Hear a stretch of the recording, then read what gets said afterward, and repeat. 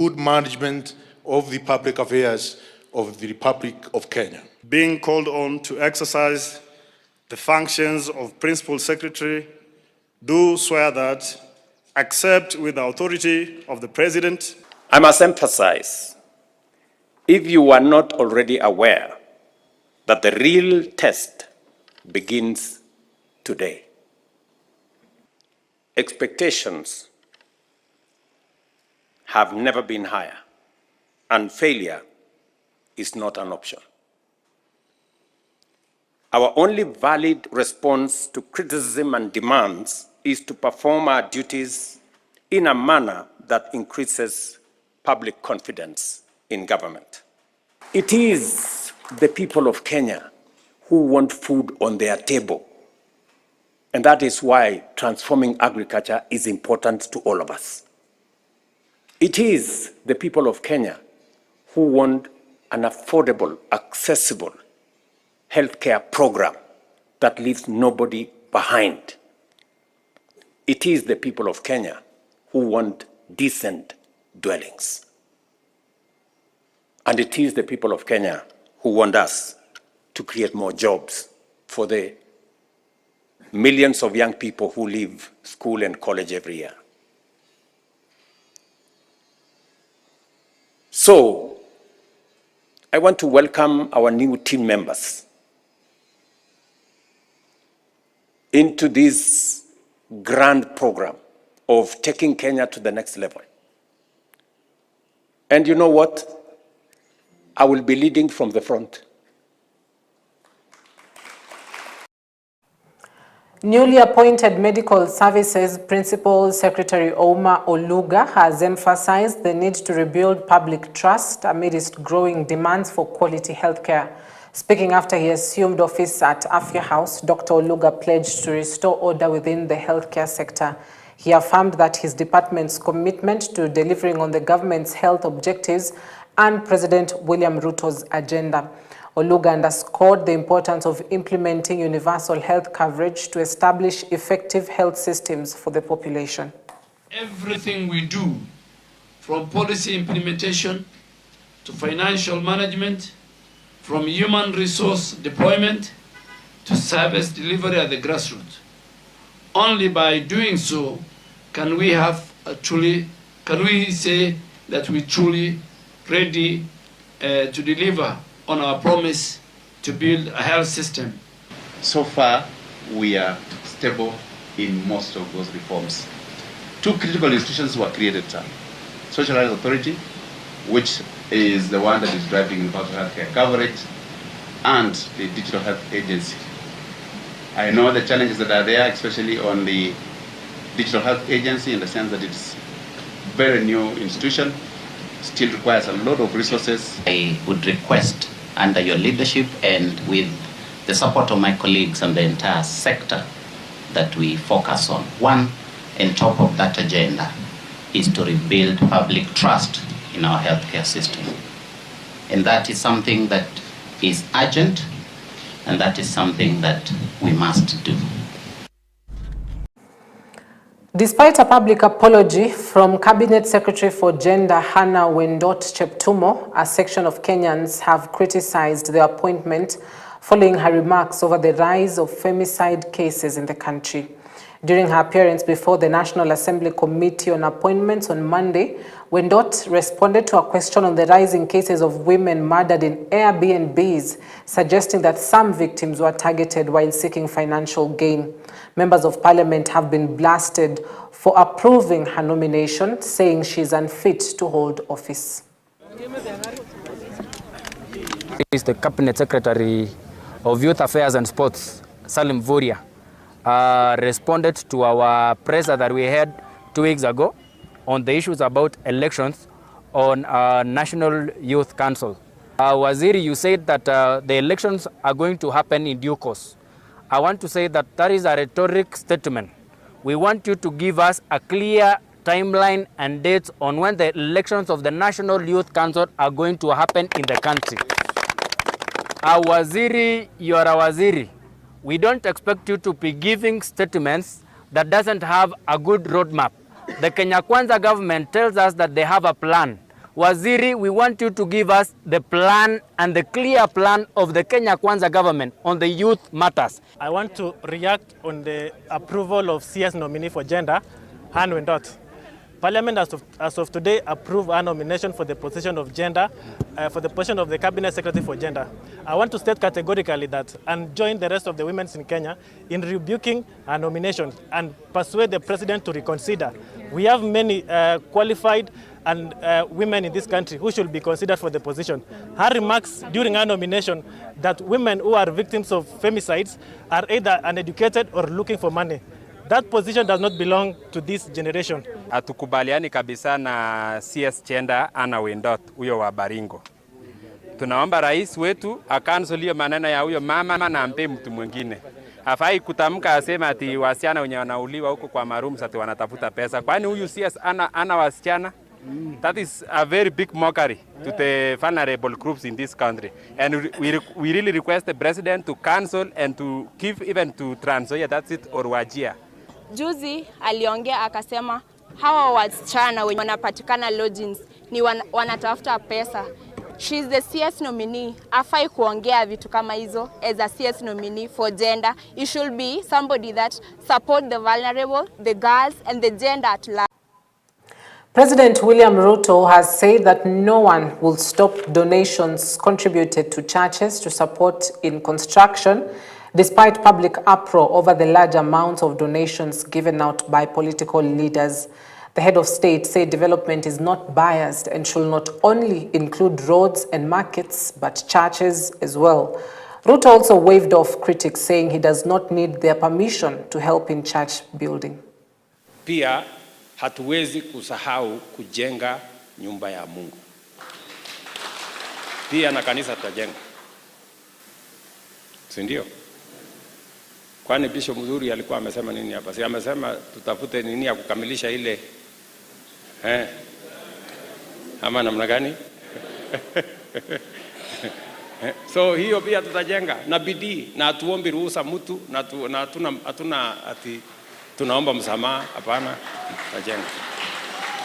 Sasa mimi nauliza nyinyi, kwani tunaweza kujenga mabarabara? Ndio huyo mimi najenga sijui hostels, tunajenga markets, tunajenga affordable housing, hata state house mimi najenga, alafu tukose kujenga kanisa? Bana. No. Anyway, tutaendelea namna hiyo. Na kama kutakuwa na kesi, tutaenda mbele ya Mungu kufanya kesi. This administration will end this menace ambayo imesumbua watu kwa muda mrefu. Na ile dawa ilitumika North Rift, ile dawa ilitumika Bonny Enclave na Northeastern, maneno ya Al-Shabaab. Hiyo dawa itatumika hapa na tutaondoa hii shida ya watu wa Meru. The harsh economic times in Kenya has been blamed for concerning reports of organ harvesting in a key health facility in Kenya. At the floor of the Senate, Nairobi Senator Edwin Sifuna said the reports are very worrying and a deeper investigation and analysis needs to be conducted to reveal more details. A member of government team that investigated suspicious kidney transplants at a health facility has sensationally claimed that the final report was doctored, deepening a controversy surrounding alleged organ trafficking in Kenya. So we were in shock, Madam Speaker. But it points to a greater problem in the country, not just the exploitation of young people, the economic situation in the country, that Kenyans are so desperate now that they consider some of their parts of their bodies not useful, available for sale, so that they can eat. They can feed one organ, the stomach only, Honorable Speaker. It is a sad situation. And then in the papers in the morning, I read that there were top ministry officials in the Ministry of Health that doctored the report on this organ harvesting and trafficking business to remove what they call damning sections of that report. I think those are the people the committee should go for. Because if we are unable to provide a good living for our people such that they can be exploited like this, we at the very minimum should be able to catch the people who are exploiting them when it happens in the circumstances that have happened with the Medihill in Eldoret. So, Honorable Speaker, I think our committee should focus on those people. We want the original report, the unadulterated report, so that we know the culprits and we prescribe the best punishment for them. There should be arrest, as the senators who have spoken before me have said. And I don't know what is happening to professionalism in this country. I think, Dr. Khalwale, you must speak to this. Even those KMPDU, the unions, and the, you know, the other one is called Kenya Medical Association or what? The Doctors Registration Body. They also need now to enforce ethical behavior within their own profession. I thank you, Honorable Speaker. Security officers in Samburu County have intensified an operation in Losuk village of Samburu West Sub-County to pursue bandits who raided the homestead of a senior treasury official, Harun Sirima, before driving away a known number of livestock. A gang battle between bandits and security officers in the early morning was reported. Residents have called on the multi-agency security team deployed in the area to comb the hideouts in Malaso Valley for normalcy to be restored. Wahalifu walituvamia hapa Losuk kwa boma ya mzee Harun de Sirima, ambayo walikuja wakakata fence yake ambayo imewekwa kwa stima na ng'ombe ziko huko ndani wakaiba, na tumeona kitu mbaya sana kwa sababu ilikuwa imetulia, lakini sasa imeanza tena mambo mabaya, na ya kwamba nimeona maneno yamekuwa ngumu, sababu sasa naona wasitu wanatufamia na wanachukua mafugo yetu. Kama huyu mzee anaitwa Harun de Sirima, ni mara ya pili sasa ng'ombe yake kuibiwa na kukata stima. Hii ni mara ya pili kufunjwa stima, eka 800 ambayo imeweka stima, na ng'ombe yake awali ilienda na ilifamiwa tena kupelekwa ng'ombe 80. Na lisha ya serikali, ya juhudi ya serikali kufanya katika area hii, tumeona kwamba mambo imesidi. Kenneth Mwirigi and Frida Gaki celebrated a joyful reunion with their baby who had been missing for over a month. The couple could not keep calm and contain their overflowing delight after they reunited with their infant. Gift Mutethia had allegedly been stolen from her home 6 weeks ago by a woman working at a salon, leaving the family in pain. Kenneth narrated how the woman tricked him into handing over the baby to the woman who was making his wife's hair. The baby was wrapped in a shawl, being surrounded by the equally happy residents who congregated around the area. They scrambled to get a view of the baby, who was safely back into the gracious arms of the parents. Alimuhifadhi vizuri na paka tukampata jana usiku wa masaa kama ya saa 4 ya usiku, na tukakuja naye paka Isiolo hapa, tukampeleka police station ya Isiolo pale Antiquota, na pia tukampeleka kwa CID ili akapata kusunguzwa zaidi. Na leo hii tunaongea hiyo mama ako ndani pamoja na bwana yake ili wakapata kufanyiwa uchunguzi kwa bila walikuwa wamekaa na mtoto ambaye si wao. Kwa natoka nyumbani kurudisha mtoto, nilikuta huyu msichana mgeni kwa barabara akiwa ameangalia njia ile nilitoka. Mimi si kushughulika na mambo zake, nilirudi kwa saluni, tukaendelea na shughuli, na yeye alikuwa anapiga simu. Akakuja akauliza hapa ni mwangaza gani, akaelezewa. Sisi hatukushughulika hapo. Ndipo huyu msichana alichukua hatua ya kurudi kwa nyumba na kuenda kusema ni mimi naitisha huyu mtoto. Tangu hiyo tarehe 1 masaa ya saa 10 sijawahi pata mtoto. So sasa mtu atakuwa akifuata bibi yake mpaka kwa saloni ndio ajue, yani vitu kama hiyo. Sikuwa najua, lakini wakati yenjua alinikonfirmia akaniambia ni yeye alikuwa anambomoa nywele. So mimi nikaamini. Sasa ningefanya aje? Na akaita yenjunji na yake na akaniambia mtoto anatakikana kwa saloni kwa mama yake aende anyonye. Sasa ningefanya aje? I mean, what a relief for the parents. I can only imagine the agony they have gone through for the last 6 weeks. And we are happy that they're reunited with their child. Now back to State House, President William Ruto has assented the Excise Duty Amendment Bill 2025 into law, a day after lawmakers unanimously passed the bill in Parliament. The bill amends the Excise Duty Act to remove the 25% duty on imported fully assembled electric transformers and their parts. This measure is expected to lower electricity connection costs for consumers by reducing the price of transformers, as every connection relies on transformer infrastructure. The President also referred the conflict of interest bill back to Parliament for reconsideration. While the bill as presented largely addresses the subject of conflict of interest, the President noted the need for further improvements to strengthen its provisions on transparency and enforcement to align it with the constitutional values of integrity and good governance. And this bill is very good because it makes the cost of transformers to the consumers and therefore the cost of power to the consumers cheaper. You know, brings the cost of our energy delivery lower. But Opio and I and team and the people in trade and industry must also work on the incentives for local manufacture of these transformers, encouraging the current assembly to go all the way to manufacture. Because manufacture is not a destination you arrive at. It is a journey you make through intermediate manufacturing steps. So if that can be worked out, because I think there are 6-7 companies already who are doing some level of assembly towards manufacture. We must not discourage them. And they're very serious. And they're very serious. And they must be given preferential treatment so that, because they are hiring local Kenyans, they are using local materials, and it is very necessary for us to support them. So I think that is, and Parliament should also be aligned with making sure that they also support investment in the country.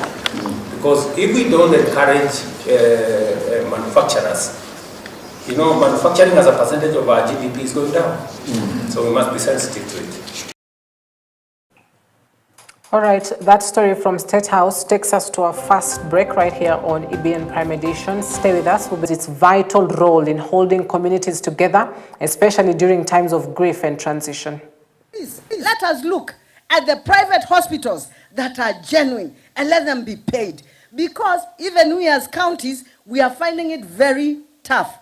You know, our hospitals are overflowing with patients.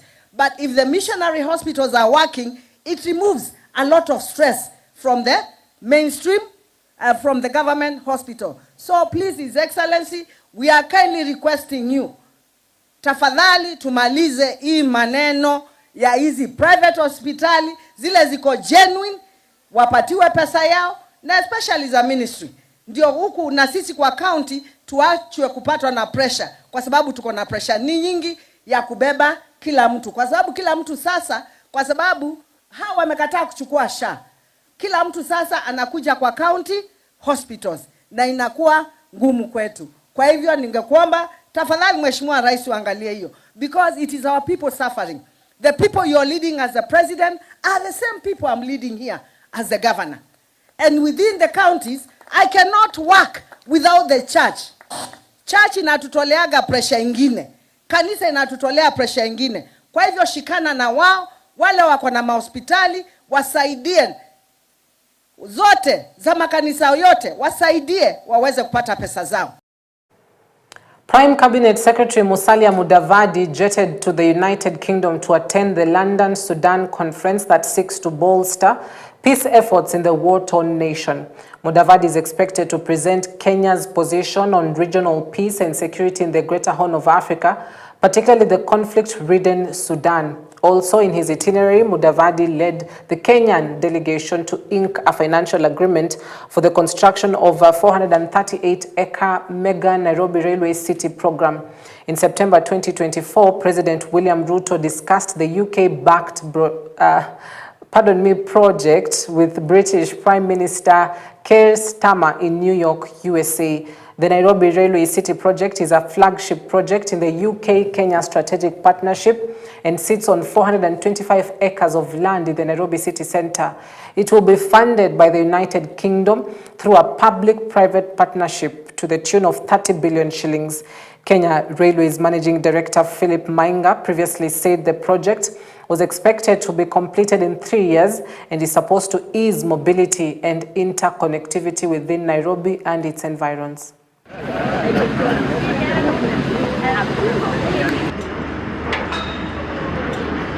The concept of how to redevelop the old city, like the concept we are really seeking to implement at home, the Nairobi Railway City. Looking at what has been done here at King Cross and St. Pancras International, and really contextualizing the program we have at home for the Nairobi Railway City. And where we are today, we need to move with speed to be able to develop this kind of facilities. Kenya's program with them, the UKEF, UKAEF, focusing on the renewal and modernization of the Nairobi Railway City. So the concept that we have had an opportunity to tour today is more or less the concept that is going to be designed with sufficient adjustments in the context of the Nairobi Railway City. What we are seeing here is just a portion of it, but this has now become a big economy, and it was rehabilitated from a derelict site.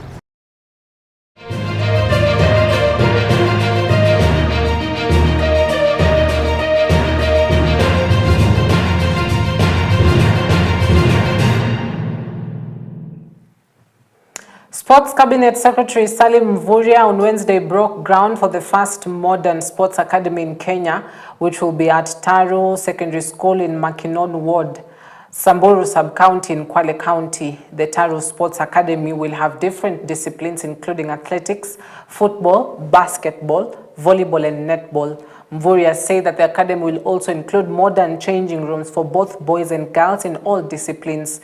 He said the academy has been scheduled to take 5 months, bar any unforeseen circumstances. The academy is among the 37 sports academies that are in the pipeline to be constructed across the country at a cost of 1.7 billion Kenyan shillings. Leo tunaanzisha shule ya talanta hapa Taru, ambayo tutajenga sehemu ya wale wanaokimbia mambo ya riadha. Tutajenga wale wanaocheza mpira wa miguu, wale wanaocheza mpira wa voleboli na wale wanaocheza mpira wa netball. Hawa wote mpaka basketball tutawajengea hiyo sehemu. Na pia tutajenga madarasa mawili na tutajenga vyumba ya kubadilisha kwa wale wavulana na wasichana, yani changing rooms ambayo tutajenga hapo. Kwa hivyo huu mradi ni mradi wa mseto, uko na mambo mengi zaidi, na utagharimu serikali shilingi milioni 55 kwa muda mfupi wa miezi 4-5 tuweze kurudi hapa ili tuweze kufungua huu mradi wenu. Na mradi huu ni katika miradi ambayo tutajenga Kenya nzima, na tunaanza na shule hizi za talanta 37 kwa Jamhuri ya Kenya, ambayo itagharimu serikali ya Kenya bilioni 1 na milioni 700. Kwa hivyo leo tumeanzia hapa Taru, kesho tutakuwa Matuga, wiki ijayo tutakuwa Bonde la Ufa, na tutaendelea hivyo mpaka tukamilishe ile sehemu yote ambayo saa hii iko awamu ya kwanza. Na Mheshimiwa Rais, ili kuweza kuhakikisha hii miradi inafaulu, kwa sababu yeye ana azma na ana mwelekeo kuhakikisha vijana wameweza kufaidi talanta zao. Na ndio maana tumekuja hapa mashinani. Pengine zamani miradi kama hii ingepatikana kwa miji mikubwa, lakini leo hapa Taru huu mradi utabadilisha maisha na taswira ya vijana.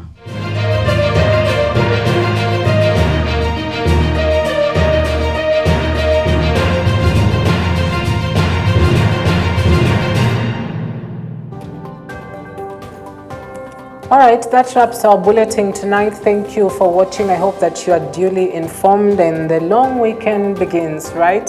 That is the Good Friday, Easter Monday holiday, and I know most of you will be at home.